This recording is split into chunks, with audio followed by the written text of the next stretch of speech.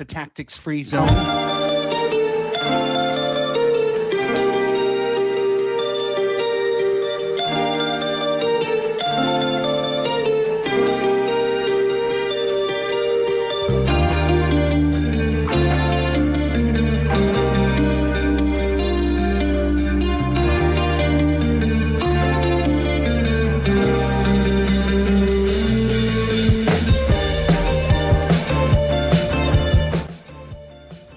All right, welcome to the Chromaniacs, everybody. Craig Elston, Alex Pena joining you. Tony Sanchez will be on in a little bit.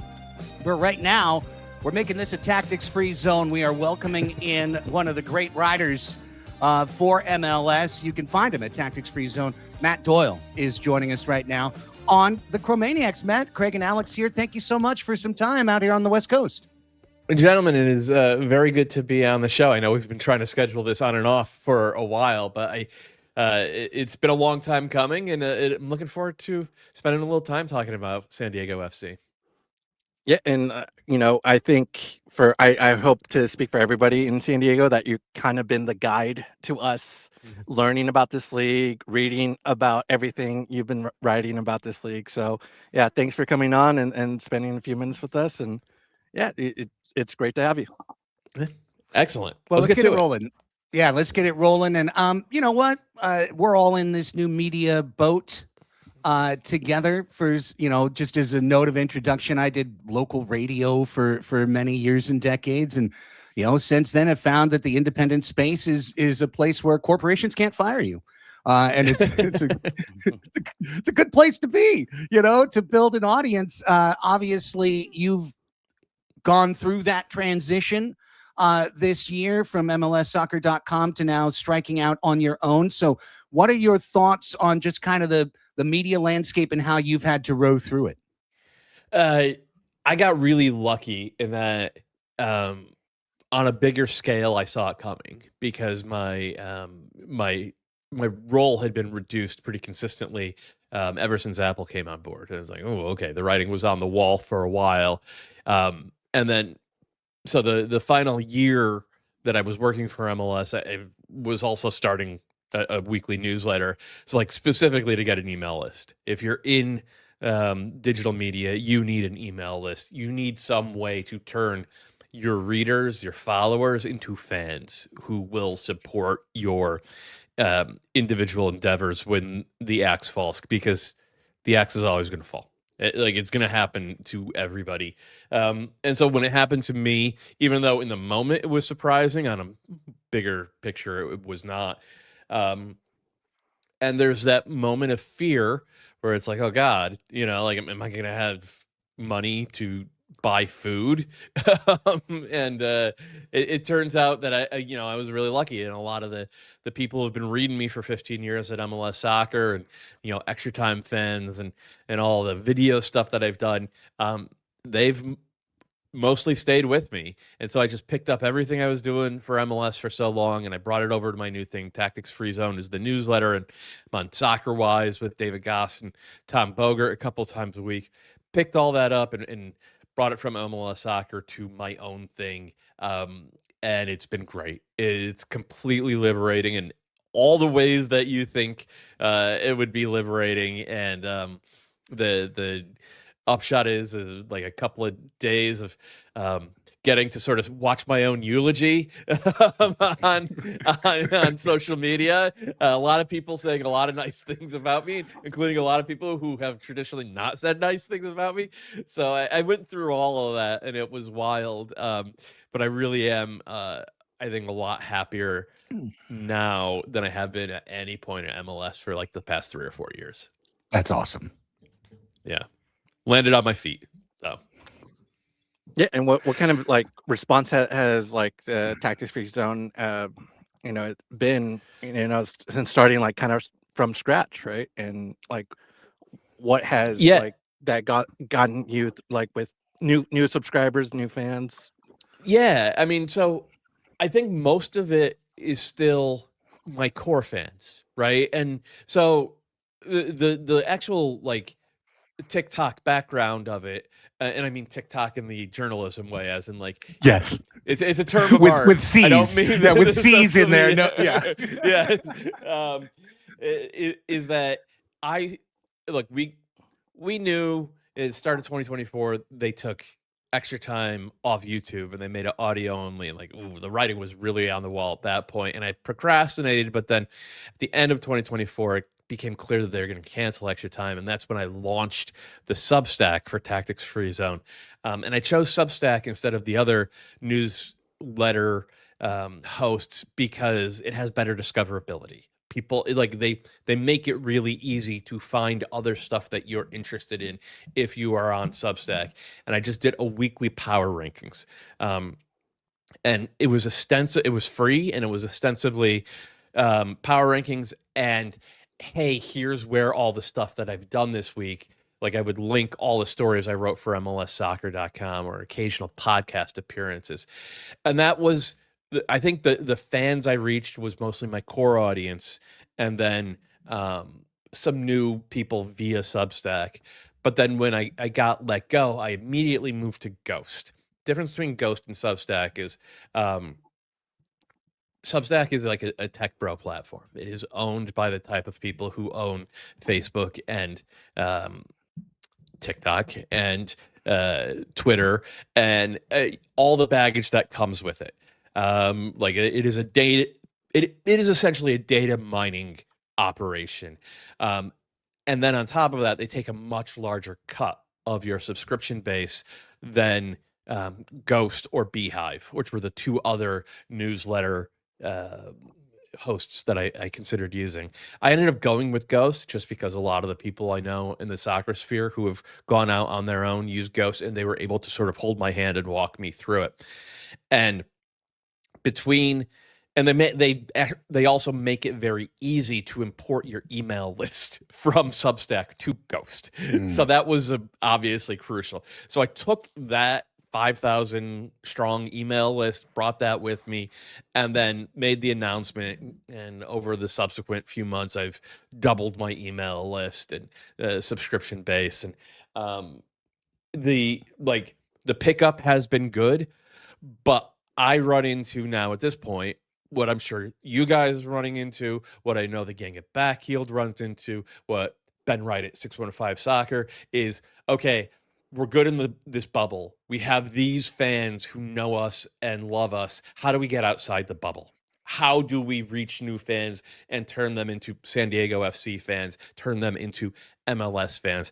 And look, man, this is what we're all going through in digital media. I don't think it's unique to MLS or MLS-centric podcasts or writing, but it's really exacerbated by the nature of this league and the fact that San Diego FC fans probably not fans of MLS as a whole.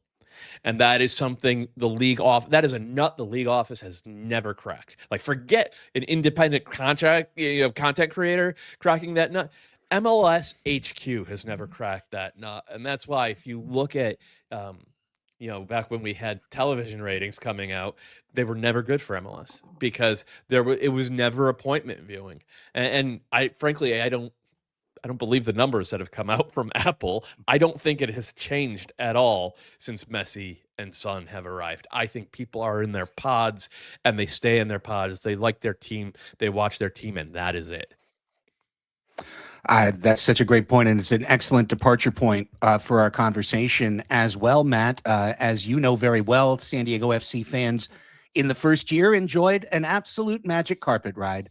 It seemed like every single result that possibly go their way went their way. They went undefeated in a dozen straight on the road, and of course won the Western Conference, make it to the Western Conference final, and they do so while deleting Chuki from the starting lineup late in the season.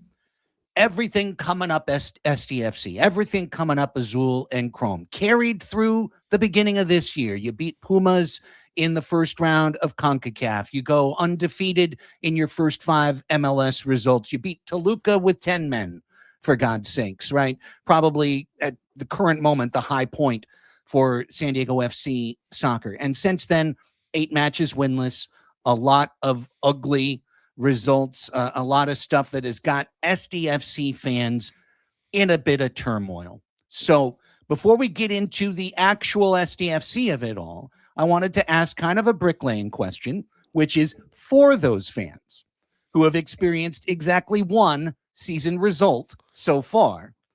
Tell us about the volatility of Major League Soccer. Tell us about what it's like for good teams as they bob, ebb and flow through these seasons. And so historically, what we've seen in this league going back 30 years is that teams trying to juggle competing on 2 fronts early in the season, and by that I mean teams that make CONCACAF Champions Cup, tend to really, really struggle in league play if they make any sort of run, win even a single round in continental competition. Now that has started changing recently over the past couple of years. We saw the Crew do really well in 2024, and then Vancouver do really well in 2025. But like those are outliers. Like if you look at Seattle won it in 2022. They also missed the playoffs that year. That's the 1 year in their club's history that they've missed the playoffs. Toronto FC, they went to MLS Cup in 2016, won the domestic treble in 2017, made the CONCACAF Champions League final in 2018, missed the playoffs that year, then went back to MLS Cup in 2019. So what this San Diego side is experiencing in the immediate aftermath of their cup run, or their CONCACAF Champions Cup run ending at the hands of Toluca, with this month-long slump, totally expected. Like 0% surprising at all, especially because, frankly, you guys got there ahead of schedule. Like last year's team had a great season. I think they punched above their weight a little bit in terms of some of the results. Some of that was the novelty of the game model, which is no longer so novel. Everybody's got a year worth of tape on it. So just a lot of things adding up to get to this point where suddenly everything's in a rut and the good vibes are gone a little bit. But the good thing is that between your head coach, who I really rate, and your GM, your chief soccer officer, who I really rate, I don't think anybody's panicking. Like obviously they know they have stuff to fix, but they're not going to panic and they're not going to be prisoners of the moment. And that is the way to run a team. Yeah, and sticking to the Western Conference, we've already seen Real Salt Lake twice. We just saw LAFC, and coming up is the Sounders. What has been like the biggest difference from just in the off season between like these top teams in the Western Conference? Because it's more of an uphill battle than last year for San Diego FC, and they really have to get over the hump here. So hopefully, we see that in the second half. But yeah, what are you seeing in the Western Conference so far? So, you started with RSL, and they're a more talented team than they were a year ago. Xavier Gozo's a year older and is obviously a best 11 caliber talent. They got rid of a guy, Gonsalves, the was a DP and was not even a starting caliber MLS guy, and they replaced him with Gilavogi. Sergi Solans has kind of come out of the blue and looks like one of the best center forwards in the league, and just all on down the list. So this is just a better, more talented team. I think Colorado are a much better coached team than they were last year. They're tougher out than they were. I think that FC Dallas have an identity in a way that they didn't really discover until the stretch run last year.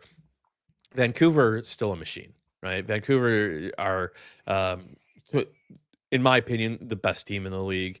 And then, LAFC might be the most talented team in the league back to front. I still have questions about their game model and whether they can evolve, into the type of team that uses the ball. And then there's the Quakes. And the Quakes are, Bruce Arena's been doing this for 30 years. He knows how to build a winner. And he says after every game, no matter what question you want to start him off with, he's going to answer with, our defense won us the game. And by defense, I don't just mean the guys in the back line. I mean all 11 guys. And if you watch the way they play this year compared to last year, I think a lot of people, they lost Joseph Martinez. They lost Chicho Arango. They lost Christian Espinoza. And a lot of people saw them leave and said, ooh, they're not going to, they're really going to struggle.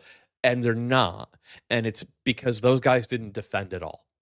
For every goal they generated, they gave up a goal and a half. Play the Quakes now. It's really hard to build against them. They don't let you have any easy passes. And if that's the way you're going to play for 90 minutes every week, you're going to win a lot of games. So just collectively, the entire top of the West got so much better. And I think San Diego, frankly, went in the other direction a little bit. And that's going to be something that Tyler Heaps is going to have to, and ownership, frankly, given the Chuki Lozano situation, is going to have to address in the summer. Well, you spoke his name, therefore he shall appear. I'd love to get an outside thought on what's happened here with Chuki, because it was obviously consternation within the fan base on day one of training camp when the announcement was made. Then there was a month of waiting. Like, okay, are they going to move him? Where are they going to move him? Rumors. Nothing happens. Chuki trolling the team with his social media pics from the practice field, which he keeps doing. Be like, hey, I'm here. Hi. And then the team starts 3-0-2 and everybody is happy. Everybody is happy. Everybody is fine. Now we hear it literally every show. Every live show we do, the comments are just Chuki. Somebody, I don't know if you know this, Matt, somebody rented a plane to fly over Snapdragon Stadium on Saturday with a free Chuki equals more wins banner, which is stuff that used to happen at Chargers games when Alex Spanos was going to sell the team. They brought back the fly over the stadium guys. So it's boiling once again here. But from the outside, maybe you can be a cooling saucer for us a little bit. From the outside, what are your thoughts on how this club handled this situation? I mean, I admire the fact that they drew a line, and once he crossed it, that was it. And my understanding is that it was the halftime incident against Houston, I think it was last year, was like kind of the final straw. And to come back from that for the playoffs, he needed to make an apology, and it was kind of a half-hearted apology. And to come back from that into the team fully, he needed to show some real remorse and, I guess, buy-in into the overall project, and he has not. That's that. And it's kind of a bummer because he's a talented player, but I don't think he necessarily lived up to that last year. I don't think anybody would call him one of the top two players on the team. So that's, okay. But it does leave, he's still a really talented player. And we still see moments like this past weekend against LAFC where San Diego's just one or two pieces short in attack to be the type of team that puts those games away. And that's where the fan base, I think, is justified in being like, bring Chuki back. Now, I wouldn't bring Chuki back, but I would go to ownership and say, you're worth $8 billion.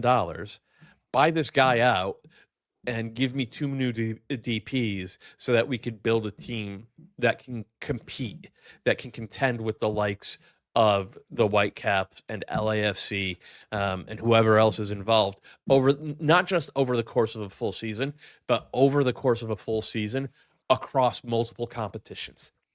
And that is the rub for year two for San Diego. They do not have the depth to do what they did last year while juggling league play, CONCACAF Champions Cup, and eventually Leagues Cup. It's too many games. It's too many emotional highs and lows. And you need match winners. You need the ability to just brute force a result because you have the best guy on the field. And San Diego mostly does not have that in these types of matchups. And I really think that they kind of missed a chance to address that and to level up the entire team because of it this winter. And we just saw Andrew Eby report, over the weekend that San Diego FC will be looking for another designated player. I saw what you wrote during the offseason that this team looked better when they had a Milan Iloski type striker. It looks like Marcus and Martin is filling that role pretty well. 7 goals to assists so far. What are your thoughts on Marcus and Martin? Should they look for a striker, or what's the position you think they should go for in the summer? So I think they need to look at multiple spots. If there is a DP coming in, it stands to reason it will be a left winger, right? Someone who can generate goals and assists. The right-footed Anders Dreyer type would be probably the ideal outcome there. I do think Marcus and Vartson is a placeholder. They're not dumb. They have a succession plan for center forward, and maybe they'll find the next Milan Iloski, or maybe they'll go via the draft and they'll find the next Sergi Solans, the kid for RSL who's been tearing it up this year. There are ways to crack that particular nut. I am a little worried about the midfield. I think we've seen Jepeterskov not quite as influential this year. Father Time maybe has caught up to him a quarter of a step, and then there needs to be a little bit more from Soma. I thought he was going to be a big breakout player this year, and he has looked. I'm still not sure what his position is. And so these things that I was kind of banking on have not necessarily worked out the way I thought they would, and that is something that I'm sure Tyler Heaps has on his vision board and is sort of planning to address one way or another. But this is what happens with a professional soccer team, right? You give yourselves a lot of rolls of the dice because not everyone is going to hit. You need to have different ways of getting talent in there and different ways of winning games, and that is the job. And I think they did a really good job of it in year one, and year two. They've had a little bit of bad luck, and it takes a little bit of good luck to pull out of that. It's really interesting that you brought up another one of the boogeymen on our show, Milan Iloski. Definitely last summer's most spoken Candyman player for this podcast. But one of the very interesting things, and we've talked about this over multiple weeks, Tony comes out to Singing Hills every week, is at all of the press scrums, gets the opportunity to get some insight from sources within the organization. And for both Iloski and Chuki, the rap was not my tempo, meaning we've got a system here. Right to Dream is a system. We've got a style of play. We're going to score in a way. We're going to score in a fashion. We're going to build through the back. We're going to do this and that. Freelancing, not as exciting to our system of play. Iloski, cool, but not our tempo. You're doing a little bit too much. You're doing a little too much freelancing. Chuki, you're not playing within the system. You're doing too much freelancing. You're doing too much one-on-one. My question to you based off of that is, do you believe that the Right to Dream system in any way hampers Tyler Heap's ability to improve the roster from the outside because of if you're this type of player, you might be great, but you're not our system player? So I think it's less that and more the timeline itself that maybe hampered the team's ability to really go for it this winter. They had a dream first season, but it was just their first season. And I think Tyler Heaps probably has a 3 or a 5 year plan for the expansion era of San Diego FC, and they probably collectively wanted to culminate with competing across multiple competitions while having developed Manu Dua and Pedro Soma and Bambino and Verhoeven maybe, and go on down the list. And not, not, I don't want to say last year was fool's gold, because I don't think it was, but there's a danger in going after it and really getting out over your skis and committing to something that wasn't on the plan, and then suddenly you're Atlanta United, where you've spent $50 million on a team that's going nowhere. And so I think maybe what hampered this team was less the right to dream stuff and more the adherence to the original timeline stuff. And I get that. And Tyler Heaps knows a lot more about soccer than I do. So I tend to defer to his vision here. But if it was me running the team, I'd have been like, we just got real close, 63 points, and beating the brakes off LAFC and playing the way that we played. Like, we are just a couple of pieces away. Let's go for it now, because you only get so many shots where you're this close to doing it. And we know we're going to have to sell Dua, and we know we're probably going to sell Bambino as well. And who knows if we'll replace them at the same level. We have a chance to win trophies in 2026, plural. Let's get a couple of pieces in here. Damn the torpedoes. Forget the original timeline. We could do it now. But I'm not a guy who runs the soccer team, and I don't have to worry about the downside. So that's where the kind of my job and his job diverge. But I certainly understand the fan base's approach or frustration with, like, damn, we were really close, and now it seems like we're further than ever, and we actually have less talent. How are we going to fix this? And lastly, Matt, how do you think this shakes out with the Western Conference? And where do you see San Diego FC placing at the end of the season? It's a tough one to answer, because it almost feels like it's going to be two different seasons, right? Because we have games for 3 more weeks, and then we go into that 2-month World Cup break, and there's going to be the transfer window is going to open, and this is going to be a really busy transfer window, right? Like, everybody is going to do work and then you come out of that, and it's a 20-game run, and everybody's going to look different. Is Seb Berhalter still going to be on Vancouver? Is what's going to happen with LAFC? They have a DP slot open. Are they going to add some, or are they going to just hold on to his stock? Like, all of these questions are questions. They are up in the air. What I will say is that I do think that the game model is resilient. I really believe in Mikey Veras. I think that part of the secret sauce from last year is getting players to improve, and not just super young players, but guys who came out of the draft and guys who are maybe mid-career, getting them to play better soccer. Like, that is a way that you punch above your overall talent level as a collective. And I don't think that has gone away, even though it's been a bad month. So I would be surprised if it was anything lower than like 7th in the West for San Diego. But I would also be surprised if they competed at the top of the conference, unless they win out and add a couple of big match winners in the summer, because these teams are too good. They're on the same page. They now have experience competing across multiple competitions, so they're better at it. And the other thing that has started to happen this year, especially for LAFC, really started last year with Vancouver, they're not afraid to use their kids anymore.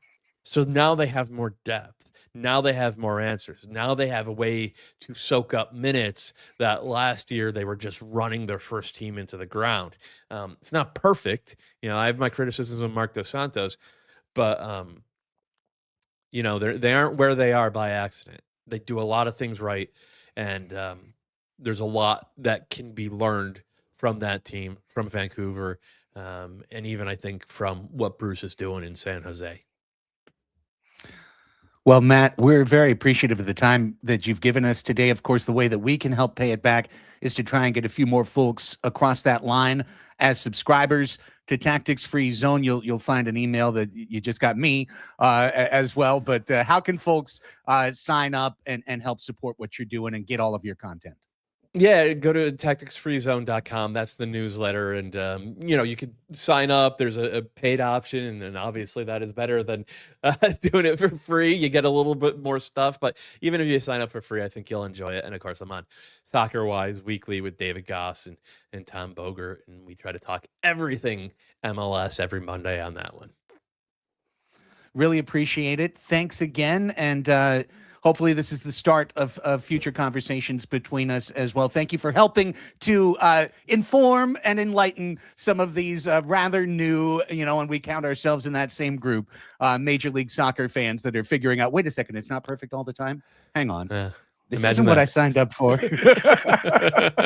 Great stuff. Looking Thank forward you so to much. coming back, guys. Take care. And now we're back together in our normal Chromaniac way, with Tony back in studio and ready to rock and roll. And your thoughts on Matt Doyle as I know we're eavesdropping in on the conversation on the sly from work. Yeah, I mean, I had it in my ear the entire time. That was a great interview, great stuff from one of the best.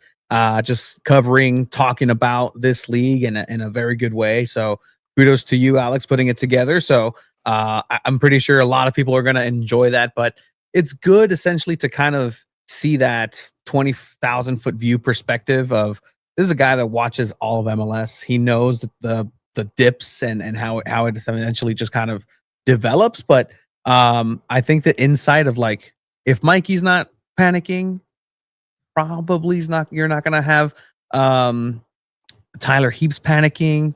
The club probably isn't panicking. Therefore, you shouldn't panic either.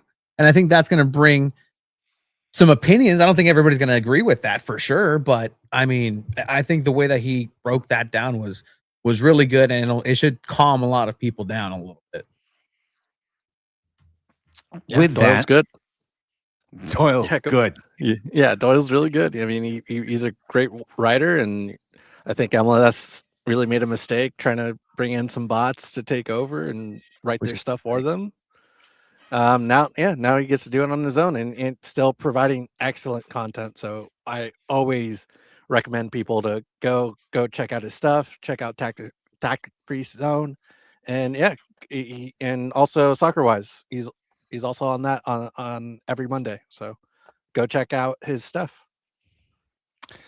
With that, let's turn around to check out Tony's stuff. And by that, I mean the sound that he's gathered from Singing Hills. It's time for our weekly look inside Training Ground Sound. Every time that we get that opportunity, it's one of the reasons why we record on Thursdays, because that's usually when it happens. And of course, SDFC on a jet plane to Seattle to take on the Sounders, another very difficult road scenario for a team that used to be dominant on the road and is much less so this season. Let's start with the man who has to see the positives amidst everything else and try to organize a club to find a winning result. Mikey Varas. All right, Mikey, just start you off with the first question. Just road trip to Seattle, a bit of change of rhythm, going from 2 road games to 2 home games, and now you get another one on the road. Just talk about what you're expecting out of this matchup and the opportunity for the group. We're focused on a strong road performance against a very good team, and to take what we've done in the last couple of games, especially the last game, for 66, 70 minutes at a very high level and extend it to 90. What are questions? In talking about the past couple of weeks of better performance through game days, what does that look like on the training days? We've heard that the team has been developing and responding well. What are some of the things that you see in that with different players and how they are able to respond? What does that mean? What I see on the training pitch is we're playing with more tempo. I think you can see the intensity of our game raising from a point where it was kind of dipping for a second. And I think that makes all the difference for us. And then ultimately, I see just a great energy from the boys in terms of the effort, the intensity, the focus they give, but also the open-mindedness to receive feedback. And what are the things that make it difficult in terms of some players coming back from injury and some players that have had that rhythm? Where do you just step in to make sure that everybody's on that same page, and what are the steps to do that? Yeah, you just need time on the training pitch. We don't have enough time, right? Because we have guys who are on return to play protocols on game day, and they're under minute restrictions, which is already a challenge enough. On top of that, they're also in a rhythm. They're trying to gain rhythm. So that doesn't help them, but they're all warriors in terms of having the right mentality and doing whatever it takes to give their best to help the team. And it just came out that Jacob Jackson is once again joining the team as goalkeeper. Any injury update for CJ specifically, and what it means for the goalkeeper room moving forward? Yeah, CJ has a nose injury.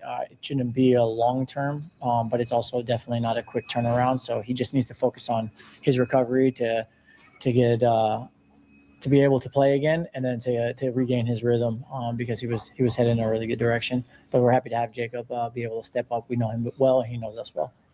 Mikey, how irritating all these injuries. You just get CJ, you put him back in the lineup, now you lose him again. You've had other injuries to the back line. Ellie's dealt with an Achilles. The list kind of goes on. How irritating has it been to deal with everything? I would say it's what life is asking of me, and I can complain and make excuses, or I can get on with it and find a solution and make sure I help put the team in the best position to win the game on the weekend. I choose the latter because that's who I want to be as a leader, and that's who we want to be as a club. Fans might see the team and see they've let up a lot of late goals. The FC Dallas game, Real Salt Lake earlier this year, Portland, the LAFC, those 2 goals. I know the Doyle one was kind of a mishap there with him coming off the pitch. But is there any rhyme or reason to why so many late goals are happening against the club right now? Yeah, we can't hide from it. It's the fans can think it because it's the reality. It's happened, and we need to close both halves better in the games. And I think a lot of it has to do with when you have guys that are finding their rhythm that get subbed in late. There's things that can happen there, and these guys are challenging themselves to make sure that when they come off the bench, they're really ready to change the game in a positive way. I think in the last game, the referee really lets us down also because he puts us in a tough situation on what's not even a foul because his hand goes to his chest, not his face, but the player throws himself down and the referee buys it. But ultimately, some of those things are outside of your control. What's inside our control is making sure we get as many guys with the rhythm possible, and we put it in our minds that we have to be more consistent for the whole 90, because we put together 70 fantastic minutes. Then there was about 10 minutes that were, I would say, a loss of momentum in general in the game. It was there was nothing really happening. And then there was 10 plus the stoppage time where we really suffered and ended up dropping points.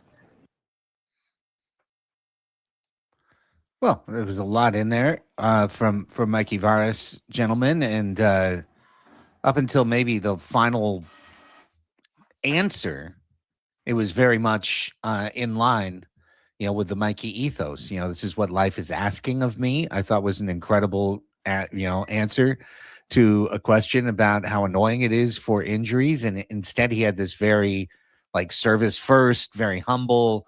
This is what's happening. I just have to do the best job I can. And, that's the type of ethos you'd like to teach your children. So I really liked that. It was interesting, though, in that last question about late goals, he talked about subs not having the momentum. Well, those were your subs. So isn't that on you?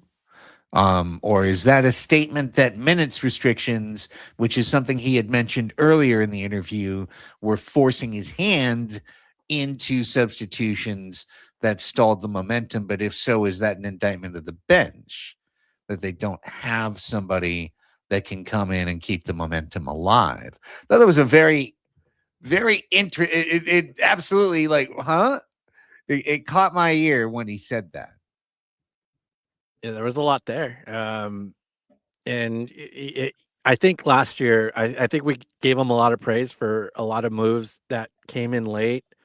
There were a lot of great substitutions in those matches, but it's the problem of not having enough depth, and you're going to have to use younger guys, and some of these guys have to play out of position, and it does show that some of these guys just aren't ready, probably to be in the match.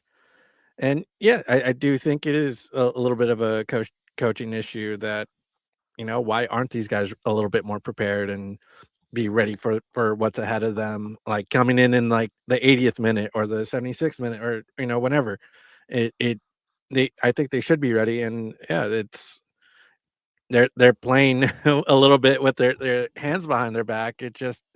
It's tough. It's really tough to be a backup player for SDFC right now. I mean, everybody's little health bar and little monito, little monitors like this in the red to begin with. So when you lose Luca Bombino, and I mentioned it on Monday, just don't worry. He did just come back from an injury himself, and he isn't 100% match fit. So therefore, you overcompensate one side and the other, you start to cramp up, and that just natural part of the game. And that's what Mikey, I think, is alluding to, where Craig, he doesn't have the bench just isn't there, and a lot of it has to be because it's hospital FC for a little bit. But the people who are coming in, they themselves aren't match fit, and you can tell that they're easing them in little by little. But it's in these very important moments that, with another team that has those substitutions like LAFC, who, by the way, also got smacked 4-0 in Toluca in altitude yesterday. I was going to bring it up. Yeah. But these players just aren't ready in that moment. And that's where SanDiego FC lives in the moment. For me, the one that I just kind of raised my eyebrow to was like, not a foul, one, and hand extension. He didn't need to do that. He just shields the ball from Son. Son touches him in the back. He goes down. It's a foul for you, and you move on. 1, 2, that was goal 1. Talk to me about goal 2. Like that wasn't, you're saying that's when you lost the match.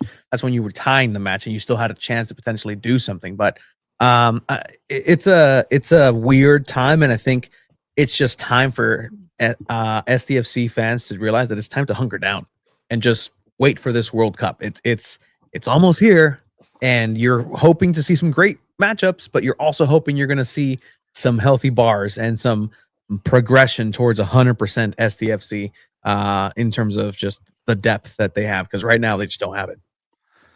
All right, let's go to a couple of veterans who were brought out today, starting with Amal Pellegrino, who would absolutely like to pick it up and be an impact player against Seattle.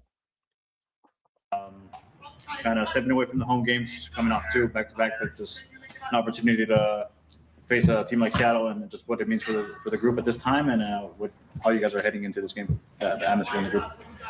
The atmosphere in the group is good. We have been working really hard, try to fix some things that haven't really worked in our favor for some games. We're just trying to find ourselves again, and it was a step in the right direction against LA for a majority of the game. And but we still have to be consistent for the full 90 minutes and plus extra time.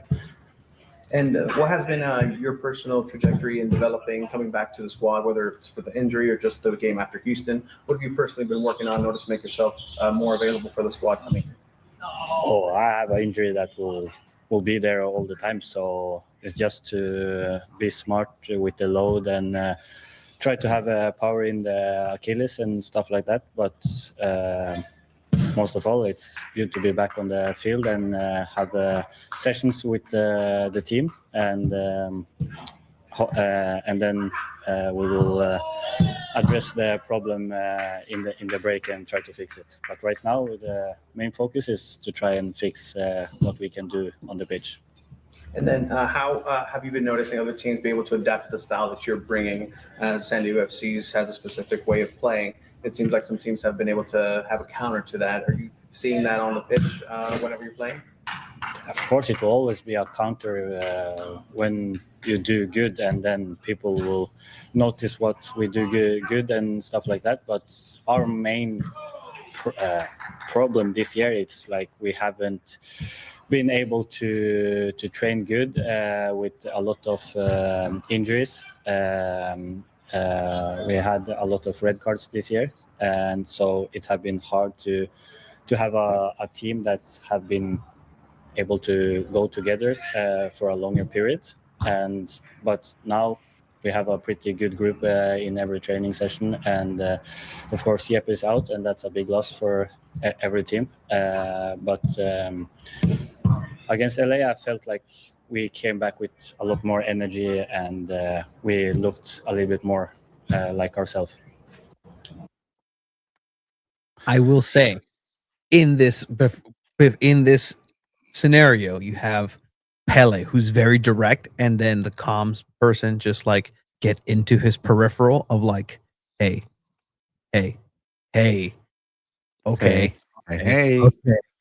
Yeah. So just some context out there, but please, Pellegrino.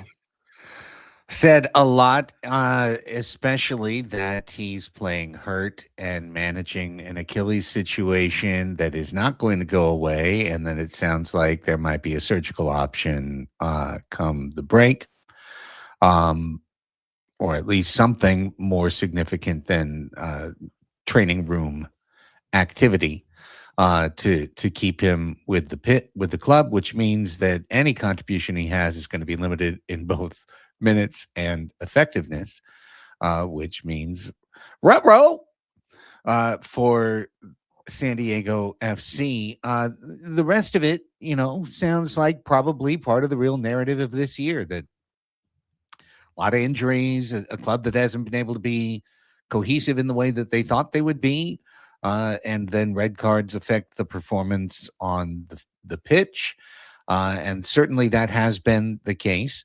And here we are, with this club that's where it's at.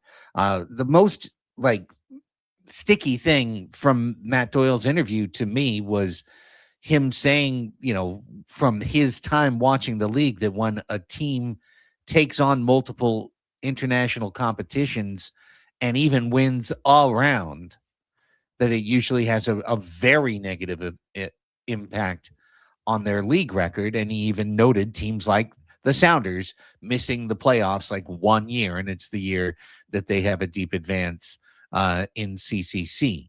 So that's in the back of my mind, in the sense that if that's hard on a Sounders, right, as mature a club as you have in Major League Soccer, what about a second year, start of the second year club that's nowhere near as mature as a Sounders or an LAFC, et cetera, or even a Whitecaps, and you put them in that situation?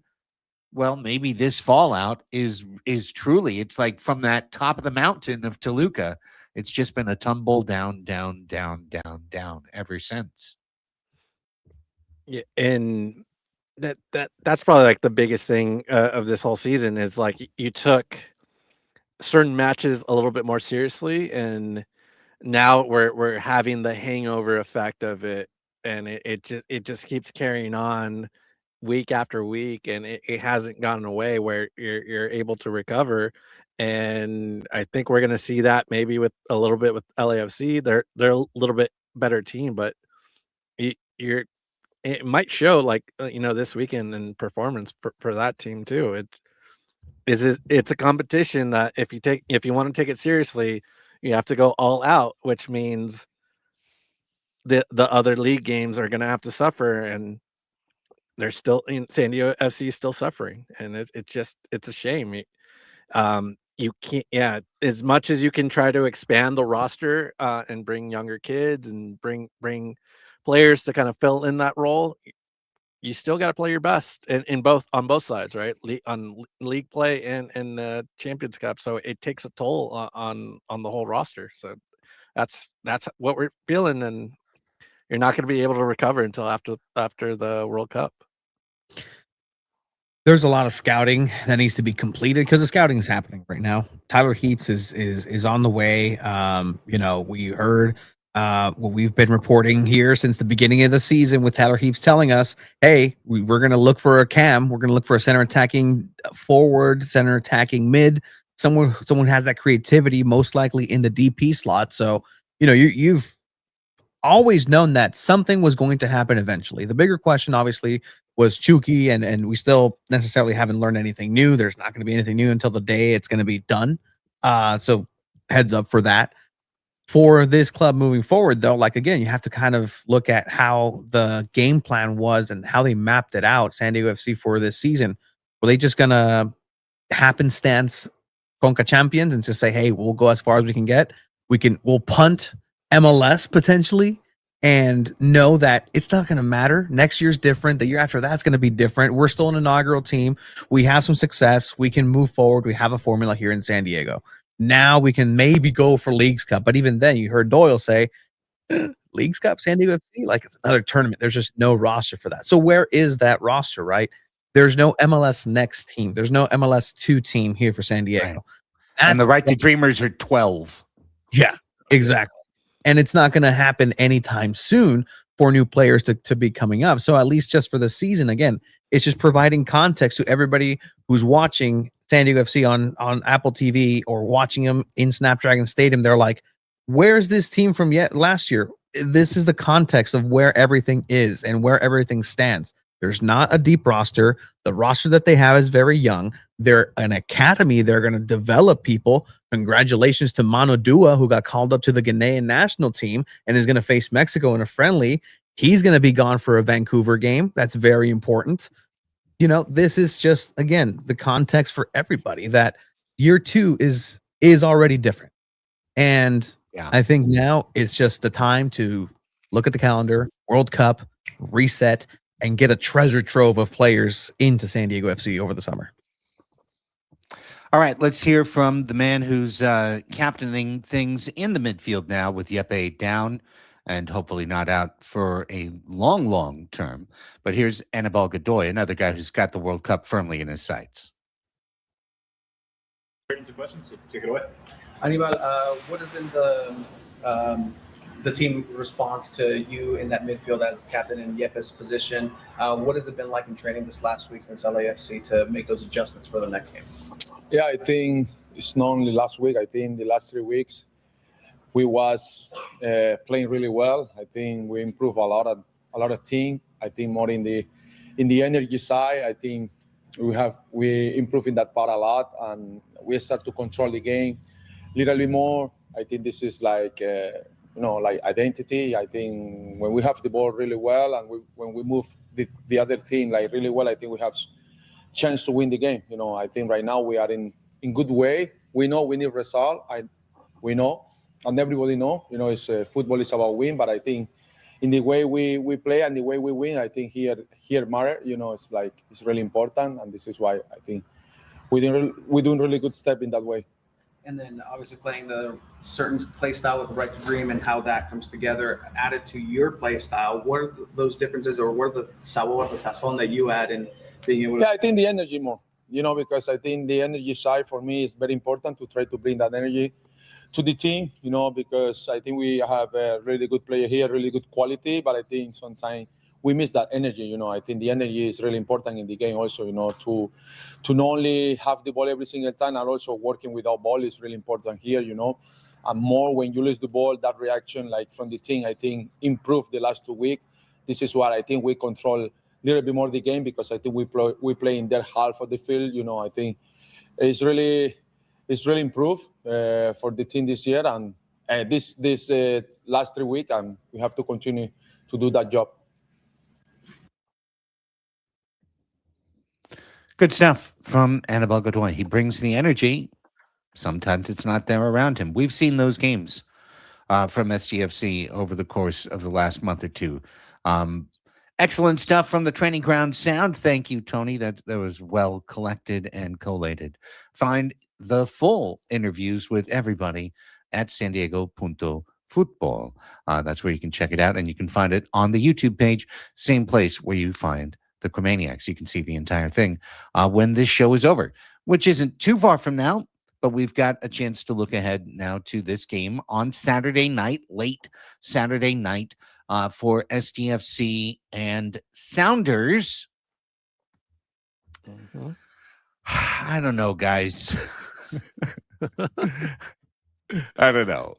I feel like LAFC was a moment for the team at home with a gigantic crowd to kind of rise up and play their best, and that Dos Santos helped bring a different level of energy and confidence to the back, and that Lumen Field is an entirely different beast to go up there and take on Sounders on their pitch with their fans, without Yepe, without CJ. This feels like a lamb to slaughter, and I hope it's not. I would love to see something different than that for SDFC on Saturday night. Well, it's going to be a tough one. Funny enough, this was maybe the first ever preview we ever done in Chromaniacs history. Was probably Sounders and SanDiego FC last year, and we remember that SanDiego FC played well. Like they had most of the possession. They were really attacking the ball. Had 15 shots, 7 on target. But they came up with the loss over at Lumen Field, and they really defended well. And I think that's kind of, as much as they're like, Sounders are pretty much like a really good possession based team. They love to get the ball. They're really good defensively. They played only 9 league games so far, but they've only given up 5 goals. Second lowest XG in the league with a 9.47. Yeah, it's a team that is just dynamite defensively. It's probably one of the most well-rounded teams. It's the most consistent team. They're always in the playoffs. This is what we're going to see out of Seattle. And right in the middle is going to be like Christian Roldan. If Yepe Tverskov is like maybe 1, then Roldan is 2. It could be either one, right? As a central defensive midfielder. And I think he's adding a little bit more to his game this year. He already has 3 goals, and he's looking like he did last year. He's really cementing himself as one of the best defensive midfielders in the league, and that's saying a lot with Yepe there. I think it could be either one, but it's going to be a tough one. It's going to be a tough one at Lumen Field, and I'll be watching with like maybe one eye open or trying to cover my head. I think this is going to be much harder than LAFC, just because how Sounders are defensively. They're really good. I mean, you're facing a really good coach too. And I think even with everybody healthy, this match was probably going to go down to coaching anyways. But you're asking a lot of Mikey and a lot of the squad. Duran Faria is back in net as a starter. Can tell you that much. I mean, what else can you do? There's nothing else you can do. I mean, what are you going to do? The other kid that they just brought off the street? Of course it's Duran. He's in the rest of the way. If 2-time SanDiego FC player Jacob Jackson was actually the reason why SanDiego FC got the first place last year, because FC Dallas, where he was against Vancouver, that's right. FC Dallas, he had an incredible match after SanDiego FC got rid of him. So SanDiego FC legend, actually, perhaps. But yeah, I mean, you're gonna have to get crafty with it, and anything that's a positive result, a point, should be celebrated. And that's not what a lot of people are going to want. A lot of people are going to be, oh, mediocrity, blah, blah, blah, blah, blah, blah. Look at where your feet are standing right now. Look at where SanDiego FC is, where they're heading, and if they get some positive yardage out of this, good job, good coaching. Now, don't make it heartbreaking, I would say. Like, just try not to, because then that's when all of these questions start to come back up. You have an incredible 1-0 match, 85 minutes, and now boom, tie. Like those things are the things that, yes, you can look at last week as, well, last week it was 70, 80 minutes, now it's 85. We're getting there. Right? So let's take it and see what it is as it is. But I mean, Seattle's just a beast of a team. So I mean, I want to be positive because of the trajectory. That's why I asked Mikey, like, what are you looking at in training? Like, are these guys smiling? Are these guys enjoying themselves? Is this just clock in, clock out mode, or like what's the actual things that they're improving on? And from what they've been saying, they have been improving the last 3 weeks. Everybody's on board with that. Great when they play each other. Yes. That kind of stuff. I've heard it for years. I mean, to me, when I was listening to Mikey through that filter of just the things I've heard coaches say in circumstances over years, he's quietly saying we're in a really bad spot right now. We need to get these guys back healthy. We can't do it without them, and we're gonna, this is what life has asked of me. I mean, like he and Job are hanging out at a bar right now. For Why like just me?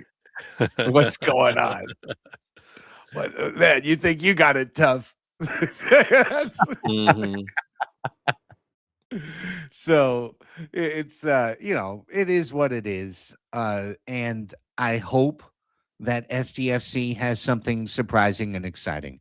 In order for that to happen, I think somebody young really has to come through. So I'll like, is there a world where a Pedro Soma, a David Vasquez, could break out? At this point, we were hoping that Azamble would have a chance to do something exciting in a match. It seems like that's a faraway fantasy, like that. So why is he here? Well, because we don't have a second team is the answer. So those types of things are restrictions on what you can do as a club when injuries are going through you, and you're having difficulty. But that's my path to miraculous result on Saturday night is Vasquez, Soma. Who else can we throw? Who else would you throw on the young, shocking offensive contribution? Bryce Duke. Bryce Duke. Technically an MLS veteran. Yes, He's very been there, much done so. that. So, I mean, That would You're- be I'm- nice. Yeah. How about the Bryce Duke game? Just like the game that Bryce Duke wins for you with a couple of goals. Yeah, I'm hoping to see something out of Lewis Morgan if he's thrown out there, and he'll probably see some time if Pellegrino's not 100%, and just give us a goal. Just let's see you score one. I think that would really show us that this thing's moving in a positive direction, because you need someone that's going to be able to kind of produce. Yeah, like even an assist to out to Dreyer would be great too. Just something from the left side. And I think we saw a little bit of Vasquez kind of providing that, and Bombino. They did some really good things on the left side, trying to get the ball out to inside the penalty area. But I think it's got to be someone on the left wing that can help out and finally produce, do something. Do something there. It's a dead spot. It's completely a dead spot right now. who does it first? Tatis with a home run, Morgan with a Oh, I say Morgan with a goal right Oh, now. Right, boy. the way things are going, Tatis is in a dark area right now. He doesn't look has a happy hit again. in today's game as we're recording. Single, but to left field. Oh, Still. okay. So Yeah, it single. went to the pull side. So that's That's a good sign. one. I feel like Just that lift should it be from there. Should we put we should put it like a social media poll if Tatis doesn't homer tonight. Who's gonna score first? It's a ninth minute standing ovation next time at Snapdragon. Is that what we're going? Like, Guys, you're killing me. You're absolutely killing me. Well, I mean, this is the task ahead. Here's the question I have for you to wrap it up. How many goals would it take for SDFC to win on Saturday night? How many goals would they need to win in Seattle? I would say it's gonna have to be more than 2. Just looking at it right now, I'm seeing a lot of 3s and 2s at home, so I would think 3. You would need 3 goals in this match because they're high scoring at home. So That's a lot. yeah, A lot. you're asking a lot from this team. Yesterday or last week, 394. Just the first number works 3 Three. for sure, Yes, but yes, maybe 9. I hope not 9. Or 4. Potentially 4. Yeah, I don't want either of those to be true, but it could be 4. It could be 4, but I think 3 is the answer. And then you have to ask the question: how does this SDFC team get to 3 away goals?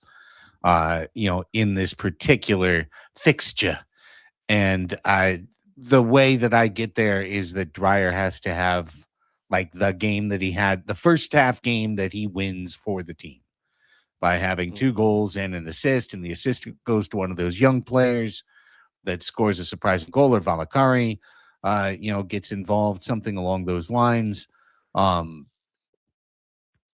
We'll see. We'll see what's to come on Saturday night.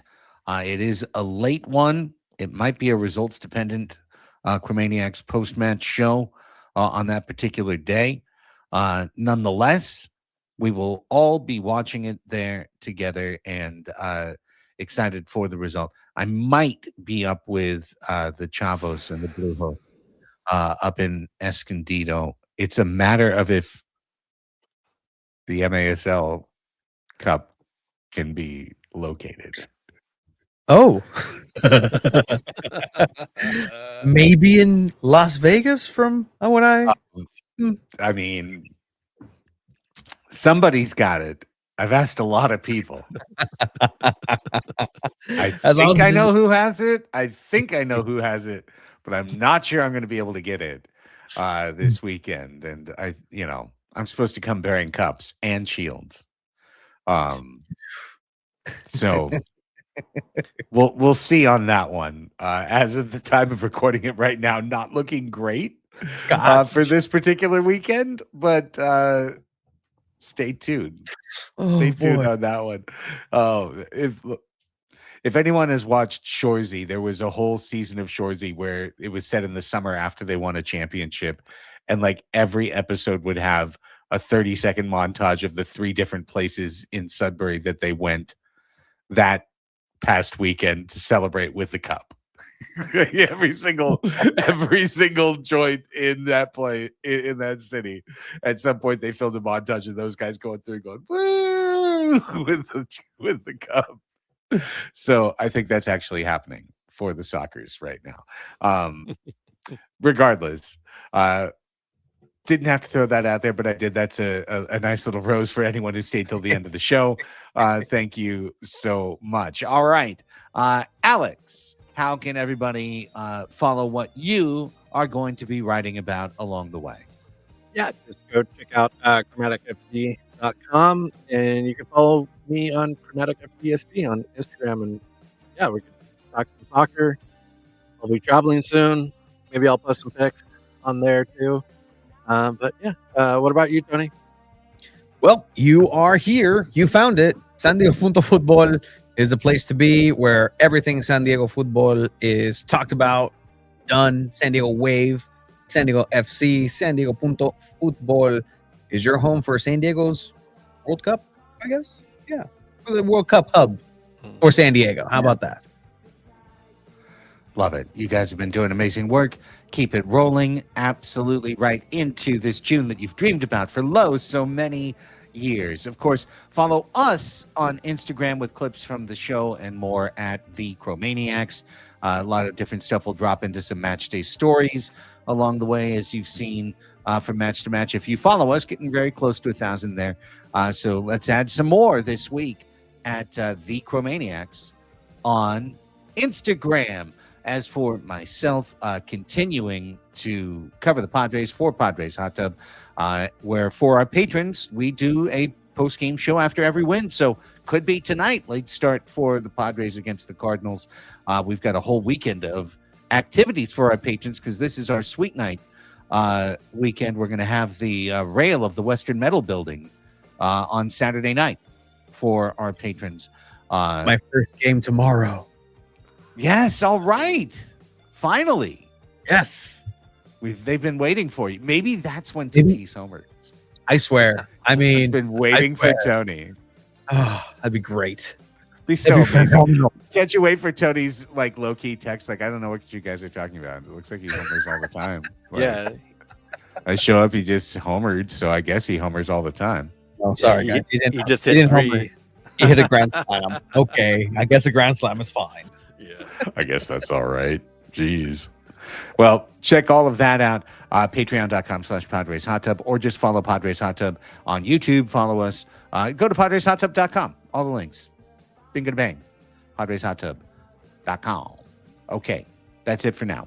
For Tony Sanchez, Alex Pena, I'm Craig Elston. Thanks to Matt Doyle for joining us. And to the rest of you great SDFC and MLS fans, vamos, SDFC.